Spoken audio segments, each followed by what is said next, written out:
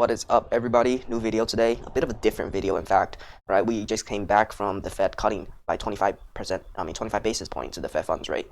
And I think people aren't realizing the fact that the Fed isn't being aggressive enough, and that is going to have a ton of implications, right? The Fed has essentially tried to tame inflation. They're saying they don't want to lower interest rate too much because that's going to reignite inflation. But if you look at this chart, right, inflation has essentially been solved, right?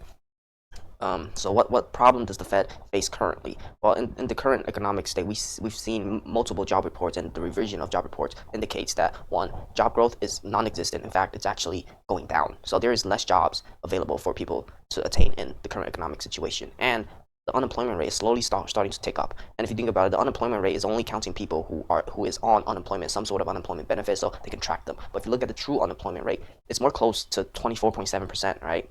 And if you break it down, it gets worse.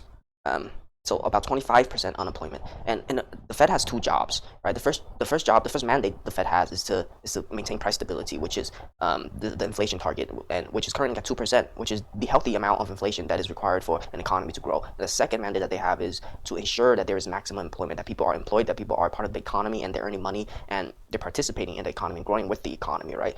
So the Fed has two mandates, right? Inflation, they've already lost, right? We've seen inflation go up during COVID, and they were unable to tame it in a timely manner. And now inflation is going back down, granted, due to higher interest rate environment. But right now, what we're seeing in front of us, it's like a wrecking ball. It's like a train coming 1,000 miles per hour. Coming towards us is the labor market is weakening, and it's already showing. If you go on social media, if you look at the data of Gen Z, most Gen Z are either unable to get a job, or they're underemployed, or they're just not participating or even interested in getting a job because it's a humiliation ritual. You send out 1,000 resumes, you don't get callbacks, or you just get rejected outright by AI. Right? We're not even talking about AI yet, right? The amount of change and disruption AI is currently having across industries is, it's incomprehensible, right? So we don't even know how that's going to fit into Fed's monetary policy. But regardless, I think in such a tumultuous environment, it gives more credence for the Fed to lower interest rate to a point where money becomes easier to access, right? Now, there are many ways to think about this. This is just my personal opinion. I think that Gen Z currently, if the Fed continues to go down this slow path, we're going to have a lost generation of Gen Zs. As simple as that, okay? More people are going to become unemployed. It's akin to stunting the growth of social development, because job is an important part of adulthood. And most Gen Z coming out of college are unemployed, and they're living in the mindset where, the economy is going to shit, which will impact your relationship with people you're not able to build or network, especially in the prime time of your life. So I think it's going to have an extremely negative societal impact. And as well. So what should the Fed do? I think the Fed should cut aggressively. They should signal to the market that they're about to cut aggressively, right? I think in a lower interest rate environment, people are able to borrow. Banks are more eager to loan money out. Their risk appetite goes up, right? So, for example, let's say you have company A, right, and they're doing AI trying to replace people. If they can borrow money at near zero interest rate, they're going to borrow money, because just a slight amount of competitive advantage that they could attain from hiring people, even if they're that way, and in order for them to beat company B, which is their competitor, they're going to take it. And what happens when company A does that? Company B is going to follow, right? It's going to be non-stop, ruthless hiring across the board for everyone, right? So what does this accomplish, right? If you think about it, with AI and all of this automation and artificial intelligence sweeping through industries, there's this transitional period that people must suffer through. And people are already suffering through this transitional period, especially in a more conservative monetary policy environment. So what is happening right now is companies are becoming more conservative, right? So they're testing out AI, and they're laying off people. And they're testing out AI, and they're laying off people, trying to get as much, squeeze as much productivity as possible and efficiency as possible out of their operations.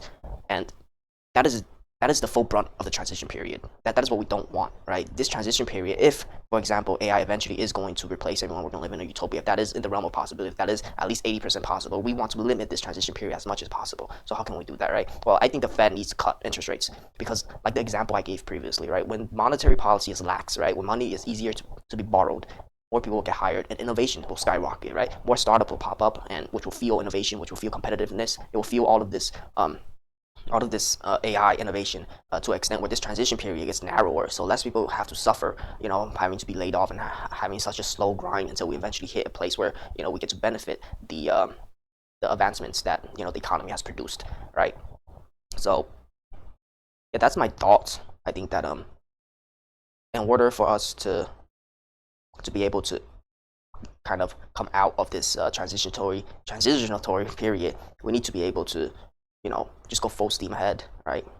So what else do I want to talk about? Yeah, I think most Gen Z right now, it's not looking too good for you guys, okay? You could still get a job in healthcare, more of a blue-collar people type jobs, right? But those jobs aren't as what's the word, as easy as they might sound, right? It's still a lot of work you have to deal with, cleaning up people, right? Like, yeah, cleaning up diapers and stuff if you're a nurse, for example. So it's not the most elegant job in the market. But some people do enjoy it, for the goal. But I think a lot of jobs are going to be wiped out, and most Gen Z are suffering. There aren't enough um, companies aren't taking enough chances, especially when such novel inventions such as AI and automation is out there. Which one would company rather take, right? You could risk a 80K salary on an employee, or you could risk $10 a month on an AI automation system that's been proven to bring you X amount of return, and it's a machine, so it's more predictable the return that you're getting, right? And there's not as much hassle compared to hiring a real person. So yeah, I think we live in a pretty tumultuous time, and the only thing I think that can alleviate some of the strain on the labor market right now is the Federal Reserve, right? I think regardless, the rates are coming down, but I think it's not coming down aggressively enough. I think by next year, when the current Fed chairman retires, or his term expires, Trump's gonna appoint one of his own lapdog that's probably gonna decrease interest rates by a lot, and we're going to get lower interest rates regardless. But I think the Fed should have just done it already, and at least signal that they're gonna decrease rates by a significant amount.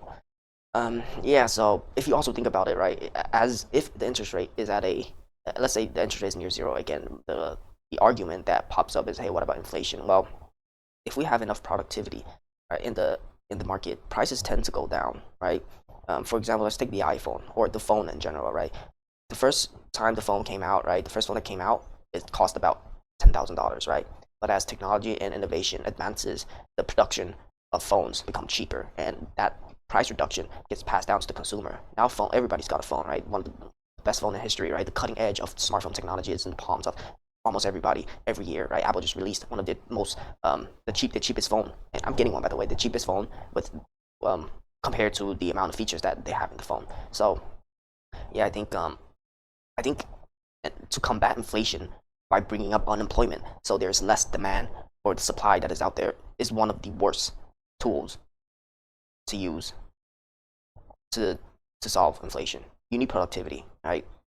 So especially with AI, like AI is going to streamline so many aspects of industry, and to stall at this point is just, it's kind of reprehensible. You're condemning a large portion of prime aged, citizens, to a degree of, stunted, development, in their careers and their relationship.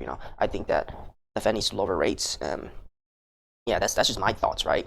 So, and my rant, I don't know how much this makes sense. That's just my thoughts right now.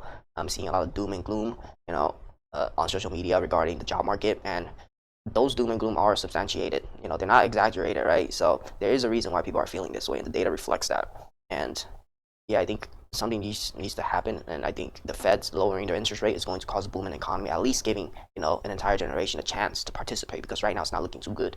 And so that's just my little spiel, right? Because what the current Fed is doing is they're exacerbating the problem at this point, right? More people are living in a hopeless state of mind. But regardless, I think in time, be forward looking. Okay, if we know that it's gonna happen, we're gonna be in a low interest rate environment. But the current Fed chairman is just not doing it, right? So eventually, Trump is gonna appoint a new Fed chairman, because the current one's term is gonna be up. So things are gonna happen. Be forward looking. We know what's gonna happen. What's gonna happen is we're gonna be in the lower interest rate environment, and how can we profit from that, right? That's the big brain part. How can we profit, since we already know what's going to happen, right? We're going to be in a low interest rate environment. How can we profit from that, right? Well, not financial advice, but for me personally, I'm buying Beeline. Okay, it's a mortgage company with AI to boot, right? And the narrative is there, right? When the interest rate goes to near zero, crypto's going to skyrocket, right? Everybody's going to have more appetite going into riskier asset classes, right? And also small cap, micro cap, they're all going to rocket as well, because if money is easy, you're going to put it in riskier assets, so you could double or triple, because money is free essentially, right? So the narrative for Beeline, in my opinion, not financial advice, is that Beeline Holdings, Beeline Holdings, they have AI in all of their suites, right? They're also licensing out their AI technology to other small mortgage businesses as a SaaS software, so that's recurring revenue, right? And they're in the real estate industry. They do mortgage origination, titles, and all of that. The volume's going to skyrocket as interest rate goes lower. And they have the Beeline equity product, which is tied to crypto and all that jazz. Which also unlocks DeFi opportunities. It's going to be great for Beeline. I think I'm extremely bullish on Beeline. So yeah, some may call it prescience. I call it just common sense. We know the Fed is gonna the apparatus of the Fed is going towards zero interest rate eventually, minimum in a year, because as Jerome Powell, his term expires, Trump's going to appoint someone Trump really wants to end his term with the economy that's booming, right? Whether you agree with him or not, something we do know about by analyzing him is he wants to end his term with a legacy, with a booming economy. And in order to achieve that, he's going to lower rates. He's going to have near zero interest rate. The economy is going to boom, right? So what can we do about that? Well, the only thing we can do is position ourselves in a state where we can profit off of that, right? So for me personally, not financial advice, for the third time, I'm buying Beeline Holdings. Okay, I think the risk and reward for this is immaculate. Okay, I think the only stock out there with such balanced, ostensibly balanced risk and reward ratio. So yeah, that's my little spiel, a little bit of shilling. I'm going into my my longer form video where I commentate on what I think about the economy. Look, I'm an idiot, okay? I may be wrong, right? I'm just a random guy sitting in a chair, okay? Granted, this is a Herman Miller chair. It cost me about $4,000, okay? But again, I may be wrong, so not financial advice. Be sure to like and subscribe, and yeah. But still, let's look at the unemployment rate again. Almost 25% are unemployed, right? That is not good, all right? And especially if they're younger people, that is even worse. Well, some may argue that if you're a millennial who's been aged out, I've been hearing a lot of stories of people being aged out of their industry, right? Especially for software engineers, right?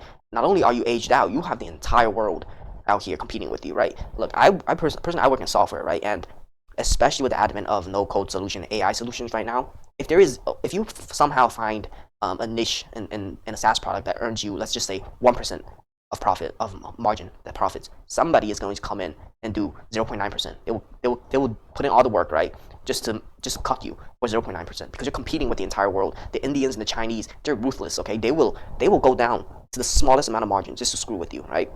But then again, this isn't a demoralization campaign. If there is, a good product or software idea that you have, by all means, go do it, right? I think there's still a lot of money to be made, even if there are competitors. I think the market is big enough to support, multiple different software products. But still, personally, I think things are becoming more competitive, and yes, it's getting harder.